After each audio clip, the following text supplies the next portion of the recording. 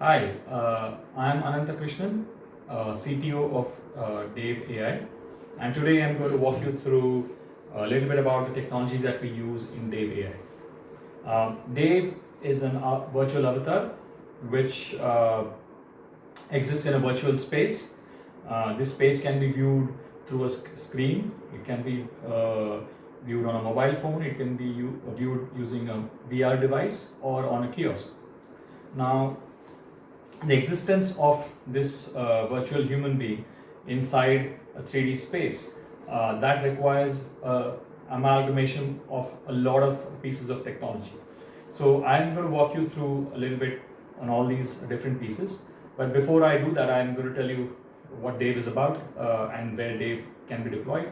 So Dave, as I said, is a virtual avatar, and in most of the scenarios that Dave is deployed, it is a virtual salesperson, and the virtual space that Dave exists in is an equivalent of a store or a storefront, where usually this conversation happens between a customer who visits the store and a salesperson or a representative of the store. And this whole conversation can now happen between a human being uh, inside using this the virtual in the virtual space along with Dave. Um, some of the examples are, for example, the automotive industry, where you can look at a virtual car along with Dave. You can look at all the features. You can look at different colors that the car comes in. You can look at the different finishes that the car can bring, for example, and have a very decent conversation with Dave, asking Dave the questions about how the engine works, maybe, or how what kind of loan that this person is eligible for. All these kind of conversations can happen with the virtual avatar. But in order to make this happen, or make this come to fruition, it's the technology at the back end that's powering this entire infrastructure. So I'll walk you through the pieces. The first piece of technology is speech recognition, or ASR, and ASR is about finding the right words in form of text from an audio that somebody has spoken, right?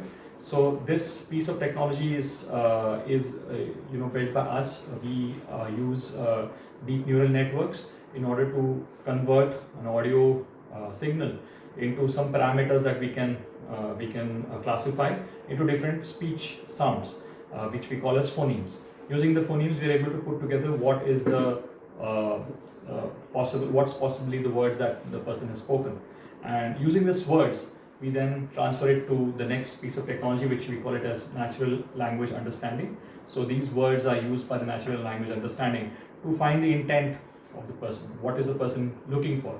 For example, the person may ask that, what is the capacity of the engine? So we need to understand that they're looking for a certain specification which is available in a database, right? And we need to understand that the keyword here is the engine that they want to know. They want to know the capacity of the engine, right? So this is the natural language understanding piece. Here too, we use some of our proprietary technology, where we use at the first instance, we use a parser, where we are able to break it down into certain types of phrases that are important to us, and then we use a classifier using a deep neural network, by which we are able to understand what are the intents, or sometimes in some cases what are the entities. For example, if I'm looking for a specific product, for example, a specific variant of a car, or a specific model of a car, then this is the entity that we need to recognize and say, okay, we are looking for a specific product, and we need to provide the engine capacity for that particular product, right? So this natural language understanding then takes it onto our recommender system. So our recommender system takes inputs from 2-3 different scenarios. So one is, it has feed from the camera, which means we are able to understand certain things about the customer. Is a male or a female, what age, what clothes they're wearing, and things like that. And secondly, we are also able to understand, take inputs from the queries or the questions that they've asked until now. And from here, at every instance, Dave is able to recommend the best course of action that can result in a positive interaction for the customer, as well as the enterprise for which we have deployed Dave.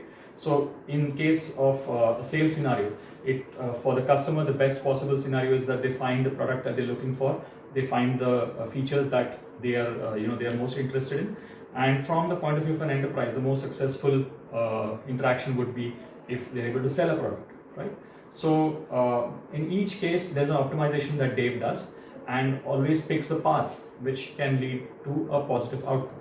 So that's the third piece of technology, which I said. This is an integration of two pieces of technology, which is one is the recommender system and second is the image processing. The final piece of technology is the avatar itself. So there's a lot that goes into the movements that we are creating for the avatar. There's a lot that goes into the synchronization of the mouth, the head nods, the expressions that Dave gives to the user, and all these things have an impact on how we